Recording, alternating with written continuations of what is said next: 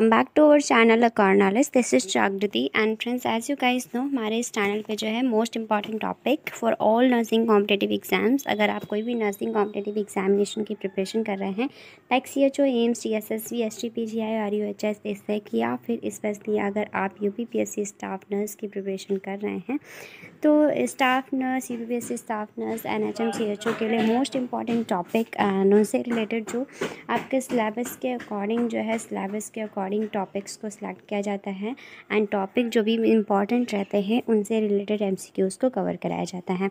सो आज का हमारा इम्पॉर्टेंट टॉपिक रहने वाला है ऑक्सीजन एडमिनिस्ट्रेशन। तो ऑक्सीजन एडमिनिस्ट्रेशन से रिलेटेड जितने भी इम्पॉर्टेंट MCQs बनते हैं तो ऑक्सीजन एडमिनिस्ट्रेशन ये टॉपिक आपका जो है फंडामेंटल ऑफ नर्सिंग जो सब्जेक्ट रहता है फंडामेंटल ऑफ नर्सिंग, तो उनमें से एक इम्पॉर्टेंट टॉपिक को लिया गया ऑक्सीजन एडमिनिस्ट्रेशन। ऑक्सीजन एडमिनिस्ट्रेशन से रिलेटेड जितने भी इम्पॉर्टेंट MCQs हैं वो आज हम लोग पढ़ने वाले हैं एंड इसी टाइप से इम्पॉर्टेंट टॉपिक से रिलेटेड क्वेश्चंस को कवर कराया जाता है ताकि आपकी प्रिपरेशन और ज़्यादा स्ट्रॉन्ग हो सके। सो स्टार्ट करते हैं आज का हमारा important session, that is oxygen administration. So first question here I can see what are the complications of prolong oxygen therapy. What are the complications यानी कि कौन से कॉम्प्लिकेशंस हैं प्रोलॉन्ग ऑक्सीजन थेरेपी, यानी कि प्रोलॉन्ग मतलब कंटिन्यू अगर oxygen therapy किसी भी पेशेंट को कंटिन्यू ऑक्सीजन थेरेपी दी जा रही है तो उसका साइड इफ़ेक्ट यानी कि उसका कॉम्प्लिकेशन क्या हो सकता है। तो हमारा इसमें करेक्ट ऑप्शन जैसे कि ऑक्सीजन टॉक्सिसिटी भी कॉज हो सकती है, carbon dioxide necrosis. Carbon dioxide necrosis मतलब होता है टिश्यूज़ का डैमेज होना या टिश्यूज़ का डिस्ट्रक्शन या डैमेज होना। तो कार्बन डाइऑक्साइड नेक्रोसिस भी कॉज हो सकता है अगर कंटिन्यू या प्रोलॉन्ग ऑक्सीजन थेरेपी दी है। ऑक्सीजन टॉक्सिसिटी भी हो सकती है, इन्फेक्शन भी हो सकता है, इसलिए हमारा करेक्ट ऑप्शन रहेगा all of the above. So right answer is D, that is all of the above. So here you can see the important content about this question. So hazard of oxygen therapy के जो hazards रहते हैं like infection रहता है। Hazards यहाँ पे हम पढ़ते हैं कि हज़ार्ड्स क्या क्या रहते हैं ऑक्सीजन अगर प्रोलॉन्ग ऑक्सीजन थेरेपी दी जा रही है किसी पेशेंट को तो उनके हज़ार्ड्स क्या रहेंगे आप ऑक्सीजन थेरेपी के। सो इन्फेक्शन कॉज हो सकता है, कंबशन यानी कि फायर, ड्राइंग, म्यूकस मेम्ब्रेन यानी म्यूकस मेम्ब्रेन जो होती है वो ड्राई सी हो जाती है रेस्पिरेटरी ट्रैक्ट की। अगर जो है क्या किया है, अगर if administration without sufficient humidification, अगर विदाउट ह्यूमिडिफिकेशन के एडमिनिस्टर किया है तो ये जो साइड इफ़ेक्ट हैं प्रोलॉन्ग ऑक्सीजन थेरेपी से कॉज हो सकते हैं। ऑक्सीजन टॉक्सिसिटी हो सकती है, एटलैक्टेसिस हो सकता है, ऑक्सीजन इंड्यूस एपनिया हो सकता है, रेट्रोलेंटल फाइब्रोप्लेजिया हो सकता है एंड एस्फेक्सिया हो सकता है। तो ये कुछ साइड इफ़ेक्ट या कॉम्प्लिकेशंस होते हैं अगर आप कंटिन्यू जो है ऑक्सीजन थेरेपी किसी भी पेशेंट को देंगे तो। सो next question here can see when caring for a patient with chronic lung disease on oxygen therapy, why nasal cannula? The most important check that is expected of the nurse is when caring for a patient, जब हम care कर रहे हैं किसी भी patient की with chronic lung disease. कैसे है, क्रॉनिक लंग डिजीज़ है ऑन ऑक्सीजन थेरेपी पे। पेशेंट क्या है, पेशेंट ऑक्सीजन थेरेपी पे है, पेशेंट जो है वो ऑक्सीजन थेरेपी पे है और पेशेंट की एक एज अ नर्स जो है पेशेंट की केयर कर रही है जिसको क्रॉनिक लंग डिजीज़ है और पेशेंट ऑक्सीजन थेरेपी पे है। वाई नेज़ल कैन्यूला के थ्रू वो जो है ऑक्सीजन ले रहा है। The most important check that is expected to the nurse, तो उसमें जो है एज अ नर्स क्या एक्सपेक्ट करेगी उस पेशेंट में नर्स। तो oxygen must be humidified, oxygen जो है ह्यूमिडिफाइड होना चाहिए। रेट जो है वो 2 लीटर पर मिनट और लेस होना चाहिए, या फिर periodic sampling of artery blood gas, या फिर the rate will be 6 litre per minute और मोर। तो जो है ऑक्सीजन हम लोगों ने यहाँ पे लास्ट क्वेश्चन में हम लोगों ने पढ़ा था कि ऑक्सीजन थेरेपी जो है अगर सफिशेंट विदाउट सफिशेंट ह्यूमिडिफिकेशन अगर एडमिनिस्टर करते हैं तो फिर drying the mucous membrane of respiratory tract cause हो सकता है। सो यहाँ पे हमारा इसलिए करेक्ट ऑप्शन जाएगा अगर पेशेंट जो है वो ऑक्सीजन थेरेपी पे है नवा या nasal cannula and as a nurse हम पेशेंट की केयर कर रहे हैं जो कि क्रॉनिक लंग डिजीज़ का पेशेंट है। तो एज अ नर्स हम क्या एक्सपेक्ट करेंगे कि oxygen must be humidified, oxygen कैसा होना चाहिए, मस्ट बी ह्यूमिडिफाइड। तो करेक्ट ऑप्शन हमारा रहेगा A, that is oxygen must be humidified. Next question you can see the next question, nurse giving oxygen therapy, nurse जो है क्या दे रही है, oxygen therapy, should know that it has to be humidified because nurse जो है किसी भी पेशेंट को, नर्स जो है वो किसी भी पेशेंट को ऑक्सीजन दें, ऑक्सीजन जो है प्रोवाइड कर रही है, ऑक्सीजन जो है वो ऑक्सीजन थेरेपी प्रोवाइड कर रही है एक नर्स किसी भी पेशेंट को, तो should know that it has humidified, nurse को ये पता होना चाहिए कि ऑक्सीजन जो है ह्यूमिडिफाइड होना चाहिए। क्यों?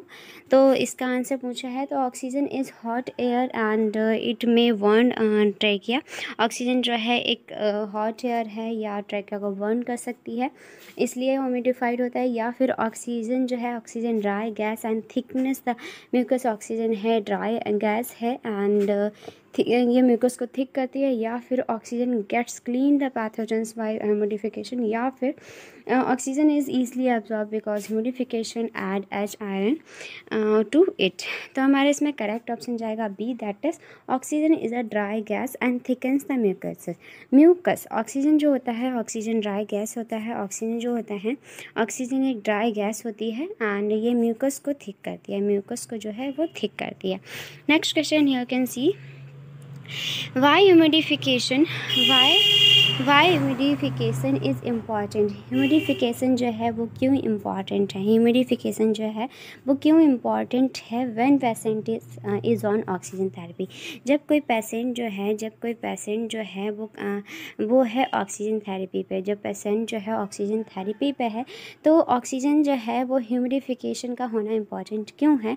तो इसमें करेक्ट ऑप्शन हमारा जाएगा to prevent drying of nasal mucosa. क्यों ह्यूमिडिफिकेशन का होना क्यों इम्पॉर्टेंट है? ताकि पेशेंट जो है, पेशेंट को प्रिवेंट किया जा सके for the drawing of nasal mucosa. So next here you can see the next question, humidified oxygen is administered, humidified oxygen जो है administer किया जा रहा है by tracheostomy, humidified oxygen जो है वो administer किया जा रहा है by a tracheostomy after a laryngotomy because, तो ह्यूमिडिफाइड ऑक्सीजन जो है एडमिनिस्टर किया जा रहा है ट्रैकियोस्टमी के द्वारा लैरिंगोटमी के बाद। तो इसमें करेक्ट ऑप्शन हमारा जाएगा, सो इसमें करेक्ट ऑप्शन है आपका, correct option is B, that is the upper airway is no longer connected to the lower airway, क्योंकि जो अपर एयरवे होता है उसको कनेक्ट नहीं किया जा सकता है लोअर एयरवे से लंबे समय तक की, इसलिए जो है ह्यूमिडिफाइड ऑक्सीजन जो है एडमिनिस्टर किया जा रहा है via tracheostomy after a laryngotomy. So next you can see the next question, so oxygen toxicity in preterm babies cause, oxygen toxicity जो होता है वो प्री टर्म बेबीज़ जो होते हैं, यानी कि जो टर्म ड्यूरेशन रहता है डिलीवरी का, तो टर्म ड्यूरेशन से पहले जो बेबी जो हैं वो बोर्न हुए हैं, तो प्री टर्म बेबीज़ जो हैं उनका oxygen toxicity in preterm babies cause, pre term babies में जो ऑक्सीजन टॉक्सिसिटी होती है वो कॉज होती है, तो इसका रीज़न पूछा है। तो प्री टर्म बेबी में जो है वो ऑक्सीजन टॉक्सिसिटी क्यों कॉज होती है? रेट्रोलेंट्रल फिब्रोप्लेजिया के द्वारा, रेट्रोलेंट्रल फिब्रोप्लेजिया के द्वारा। सो यहाँ पे आप देखेंगे retinopathy of prematurity is a bilateral disease है रेटिनल वेसल की in preterm infant due to administration of high level of oxygen therapy. Next question, high concentration of oxygen administration into a newborn premature infant में cause complication like, तो premature baby है, यही question वही है, premature baby है newborn, उसको क्या high concentration oxygen administer किया न्यूबॉर्न प्रीमैच्योर इन्फेंट को, जो कि कॉम्प्लिकेशन कॉज कर सकती है, तो वो कॉम्प्लिकेशन कौन सा होगा? न्यू टर्म को अगर प्रीमैच्योर इन्फेंट को अगर हाई कंसनट्रेशन ऑक्सीजन एडमिनिस्टर किया है तो रेट्रोलेंट्रल फिब्रोप्लेजिया हो सकता है। नेक्स्ट क्वेश्चन, नियोनेट विद रेट्रोलेंट्रल फिब्रोप्लेजिया, अगर नियोनेट जो है अगर वो रेट्रोलेंट्रल फिब्रोप्लेजिया से है, यानी कि नियोनेट को क्या हो गया है? रेट्रोलेंट्रल फिब्रोप्लेजिया हो गया है, इज़ एसोसिएटेड विद, तो ये एसोसिएट करता है विद द हाइपर ऑक्सीनीमिया, तो विद द हाइपर ऑक्सीनीमिया जो इसे एसोसिएट करता है रेट्रोलेंट्रल fibroplasia with the associated with the hyperoxynemia. So next question, which one of the following gases is supporter of combustion? Which one of the following gases is supporter of combustion? तो answer हमारा correct जाएगा D, that is oxygen. Next question, any source of fire like smoking should be away from the cylinder for fear of fire because oxygen support combustion. Colour of oxygen cylinder in the hospital. Colour of oxygen cylinder यानी कि question पूछा है colour of the oxygen cylinder. Oxygen cylinder का colour जो होता है hospital में क्या होता है, तो हॉस्पिटल में जो ऑक्सीजन सिलेंडर का जो कलर होता है वो रहता है ब्लैक एंड उसका वाइट टॉप होता है. कलर जो होता है ऑक्सीजन सिलेंडर का जो रहता है वो रहता है ब्लैक एंड जो सिलेंडर होता है वो ब्लैक एंड टॉप जो होता है वो होता है वाइट. टॉप साइड जो होता है वो वाइट. सो नेक्स्ट आप देखेंगे next question. Here can see the next question. A fire break out in your ward. Next question, a fire break out in your ward. अगर आपके वार्ड में जो है फायर ब्रेक आउट हो गया है, the first action you can take. आप जो है आपके वार्ड में क्या हो गया है, फायर ब्रेक आउट हो गया है, तो आप फर्स्ट एक्शन कौन सा लेंगे? फर्स्ट एक्शन हम क्या लेंगे अगर हमारे वार्ड में जो है फायर ब्रेक आउट हो गया है? क्या हम 101 पर डायरेक्ट कॉल कर देंगे, या फिर हम पहले ऑक्सीजन सप्लाई को सेट ऑफ करेंगे, या फिर हम जो है do use the fire with fire extinguisher, या फिर evacuate the patient from the ward. तो ये क्वेश्चन इंपॉर्टेंट है. इसका आंसर रहेगा evacuate the patient from the ward. आप जो है फर्स्टली क्या करेंगे, एक्शन क्या रहेगा एज अ नर्स, तो हमें पेशेंट को इवैक्यूएट करना है. पहले पेशेंट को प्रिवेंट करना है, वार्ड से पेशेंट को खाली करना है, यानी वार्ड जो है वो खाली करना है, पेशेंट को हमें वहाँ से निकालना है. तो यहाँ पे आप देखेंगे the acronym RACE is use to set priority. यहाँ पे रेस यानी कि एक वर्ड दिया गया है जिसके थ्रू आप लर्न कर सकते हैं कि अगर फायर ब्रेकआउट हो गया है तो प्रायोरिटीज़ के अकॉर्डिंग हमें क्या करना है. तो फर्स्टली हमें रेस्क्यू एंड रिमूव करना है सभी पेशेंट को, and then you can do activate the alarm, and after that confine the fire by closing the doors and windows and turning off oxygen and electrical equipments, and lastly you should do extinguish the fire by using extinguisher. So next यहाँ पे next question आप देखेंगे, you discover an electrical fire. आप क्या discover किया, electrical fire in a client room. क्या हुआ है, एक क्लाइंट के रूप में इलेक्ट्रिकल फायर हुआ है. You first action would be to electrical fire में, यानी कि अब ये है इलेक्ट्रिकल फायर में हमारा फर्स्ट एक्शन क्या रहेगा इलेक्ट्रिकल फायर में. तो इलेक्ट्रिकल फायर में फर्स्टली वही क्वेश्चन है, बस इसमें क्या करना है, इवैक्यूएट एनी क्लाइंट और विजिटर्स इन इमीडिएट डेंजर. फर्स्टली हमारा एक्शन वही रहेगा, हमें क्लाइंट को जो है प्रिवेंट करना है और विजिटर्स को इवैक्यूएट एनी क्लाइंट और विजिटर्स इन इमीडिएट डेंजर. फर्स्टली हमें क्या करना है, हमें क्लाइंट को प्रिवेंट करना है. सो next question, concentration of oxygen in expired air is. तो एक्सपायर्ड एयर में ऑक्सीजन का कंसनट्रेशन पूछा है, वो होता है 16%. नेक्स्ट, एक्सपायर्ड एयर जो है वो कंसिस्ट करती है 78% नाइट्रोजन, 78% जो होता है नाइट्रोजन, एंड 16% जो होता है वो होता है ऑक्सीजन, एंड 4% जो रहता है वो रहता है कार्बन डाइऑक्साइड. तो 78 नाइट्रोजन, 16 ऑक्सीजन एंड 4% रहता है कार्बन डाइऑक्साइड. तो next question, mouth to mouth respiration provide what percentage of oxygen. तो माउथ टू माउथ अगर ऑक्सीजन प्रोवाइड किया जा रहा है तो कितने % ऑक्सीजन जो है वो प्रोवाइड किया जा सकता है, वो है 16%. नेक्स्ट आप देखेंगे, अंडर नॉर्मल सर्कमस्टेंसेस के अंदर concentration of oxygen in inspired air is about percentage, how many percentage. तो अंडर नॉर्मल सर्कमस्टेंसेस में जो कंसंट्रेशन होता है ऑक्सीजन का इंस्पायर्ड एयर में, तो वो कितना कंसंट्रेशन रहता है, तो वो कंसंट्रेशन रहता है 21 कंसंट्रेशन रहता है। नेक्स्ट आप देखेंगे question, the concentration of oxygen in air is, तो एयर में जो ऑक्सीजन का कंसंट्रेशन होता है वो होता है 21%। Next question, oxygen saturation is measured by, तो ऑक्सीजन सैचुरेशन जो है वो मेजर्ड किया जाता है पल्स ऑक्सीमीटर से। ऑक्सीजन सैचुरेशन जो है वो पल्स ऑक्सीमीटर से मेजर किया जाता है।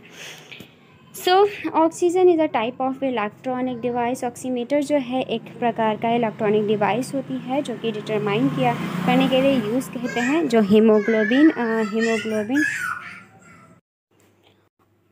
इससे जो होता है ऑक्सीजन ऑक्सीमीटर से, यानी कि जो हीमोग्लोबिन का परसेंटेज रहता है आर्टियल ब्लड सैचुरेशन, यानी कि ऑक्सीजन सैचुरेशन को मेज़र करने के लिए एक टाइप की डिवाइस होती है जिससे ऑक्सीजन सैचुरेशन को मेज़र किया जाता है। नेक्स्ट आप देखेंगे pulse oximeter is use to, pulse oximeter क्या यूज़ करने के लिए यूज़ किया जाता है, डिटरमाइन करने के लिए amount of oxygen carried in the blood. Next, pulse oximeter is use during endoscopic procedure is, endoscopic procedure के दौरान जो है पल्स ऑक्सीमीटर यूज़ किया जाता है for the determine आर्टियल blood oxygen saturation. So next, a pulse oximeter gives what type of information about the client। तो एक pulse oximeter जो है वो क्लाइंट के बारे में हमें क्या इन्फॉर्मेशन जो है प्रोवाइड करता है। तो एक ये पल्स ऑक्सीमीटर जो है percentage of haemoglobin carrying oxygen, यानी कि ऑक्सीजन में कितना परसेंट हीमोग्लोबिन में कितना परसेंट ऑक्सीजन है, वो जो है पल्स ऑक्सीमीटर के थ्रू जो है वो इन्फॉर्मेशन मिलती है। Next, what is the normal oxygen saturation, तो नॉर्मल ऑक्सीजन सैचुरेशन होता है 96 to 100%। So next, in general arterial oxygenation, in general arterial oxygenation is satisfactory, general में arterial oxygenation is satisfactory if saturated oxygen is greater than तो 90%।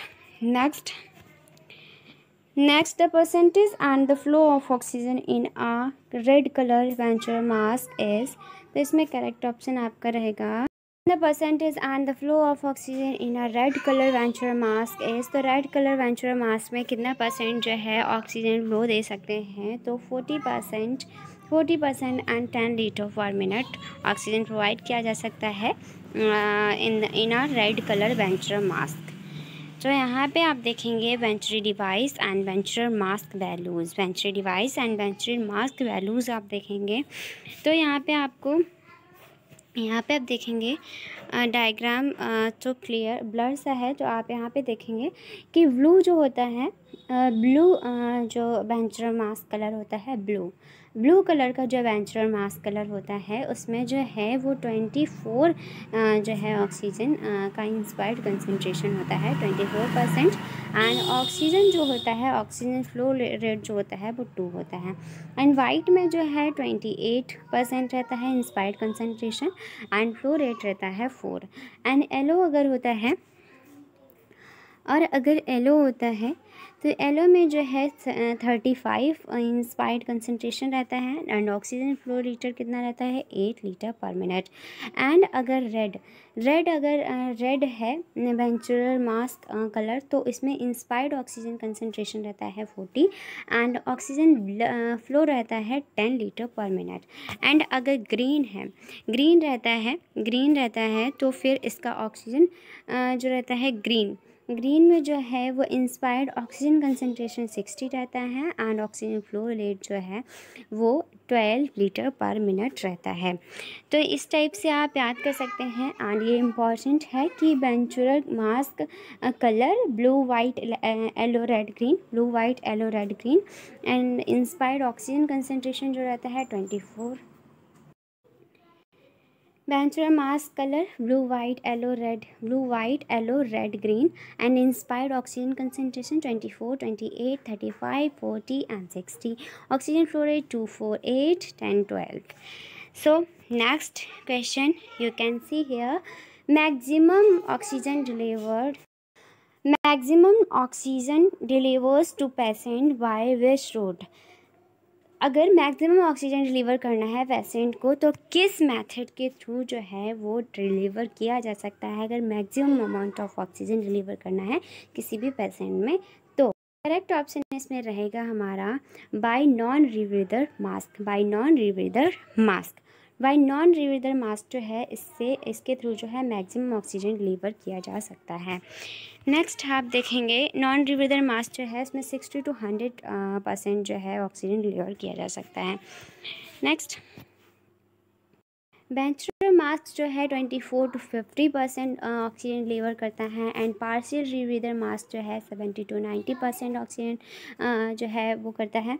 And fracture of inspired oxygen means होता है concentration of the oxygen into inspired air and concentration of oxygen greater than 50% are toxic if administered more than few days. Next question, which concentration of oxygen cause toxicity into patient? Patient में जो है वो oxygen toxicity हो सकती है अगर कितने concentration से ज़्यादा कर दिया जाए। अगर 90% से ज़्यादा कर दिया जाए तो ऑक्सीजन टॉक्सिसिटी पेशेंट में कॉज हो सकती है।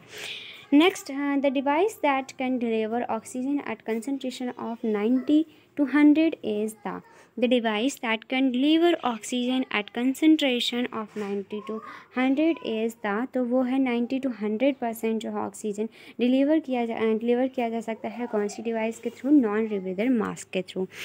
तो नेक्स्ट आप देखेंगे percentage of oxygen delivered by use of non-rebreather mask with a flow rate of 10 liter per minute is। तो इसमें जो हमारा करेक्ट ऑप्शन रहेगा 90 to 95। जो नॉन रीब्रीदर मास्क रहता है उसका हाई कंसनट्रेशन रहता है ऑक्सीजन डिलीवर करने का।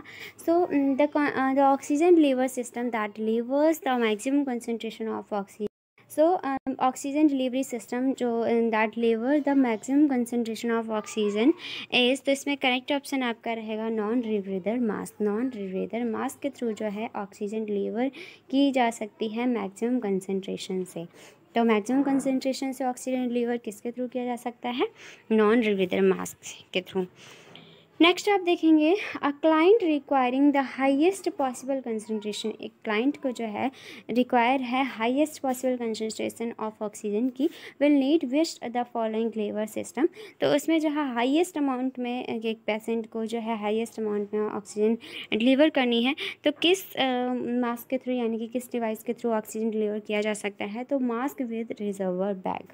Mask with reservoir bag. Next आप क्वेश्चन देखेंगे highest oxygen concentration will be delivered by. तो हाईएस्ट ऑक्सीजन कंसनट्रेशन जो है वो किसके थ्रू डिलीवर हो सकता है, हाईएस्ट कंसनट्रेशन ऑफ ऑक्सीजन। तो correct option is partial non rebreather mask.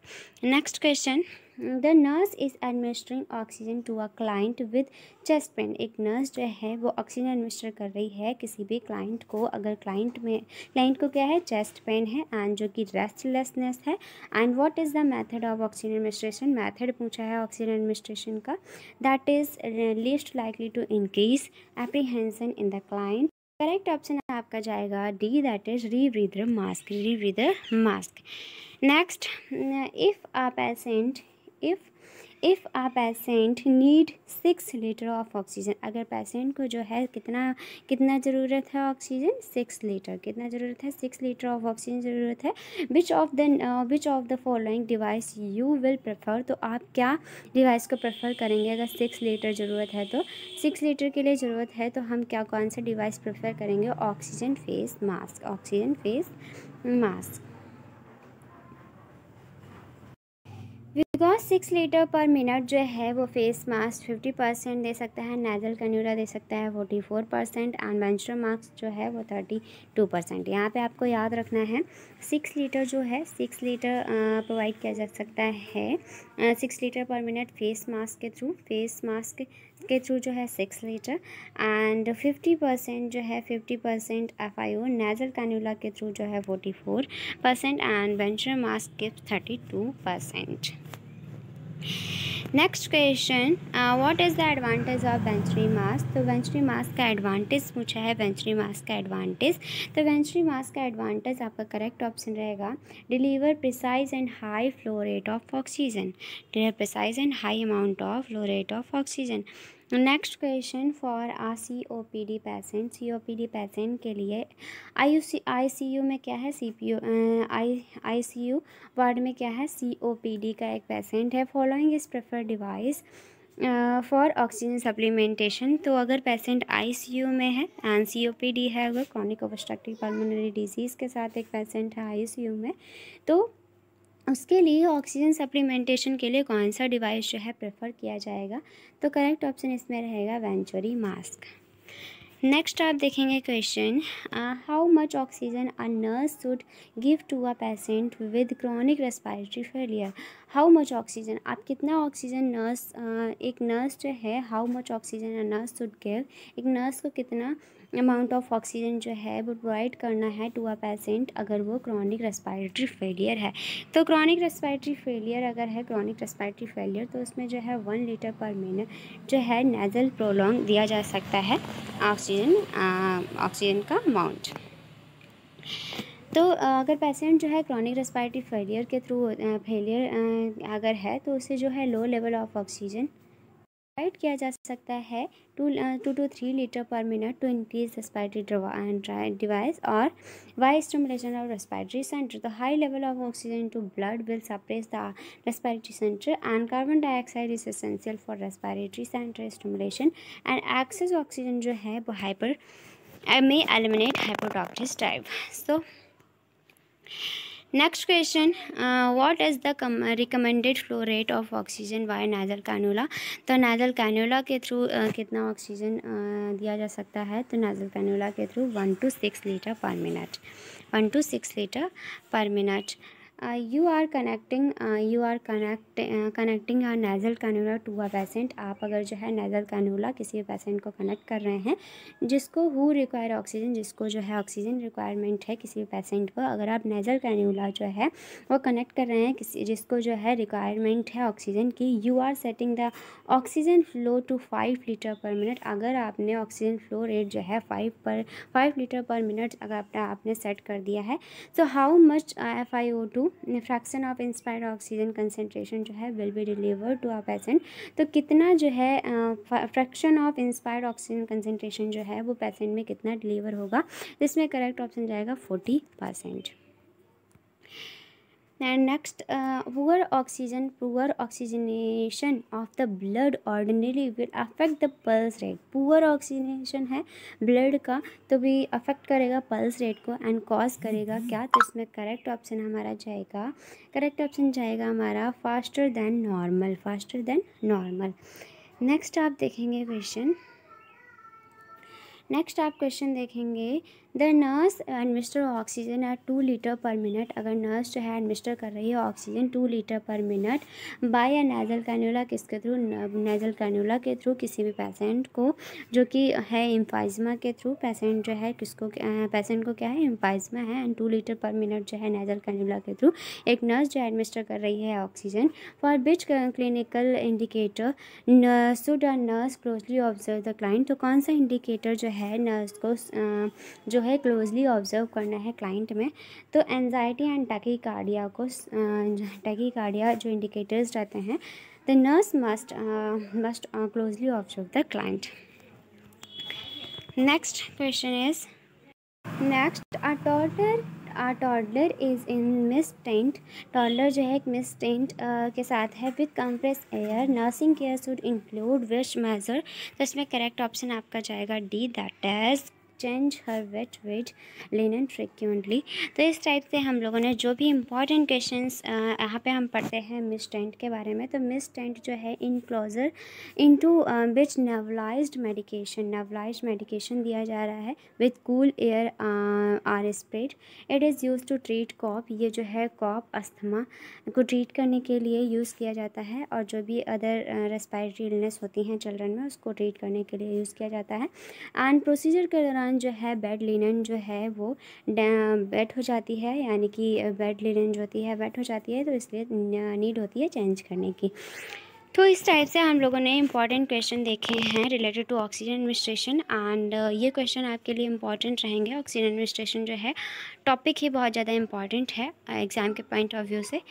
So I hope आपको लिए वीडियो हेल्पफुल रहो। Then please like share and subscribe my channel and thank you so much for watching.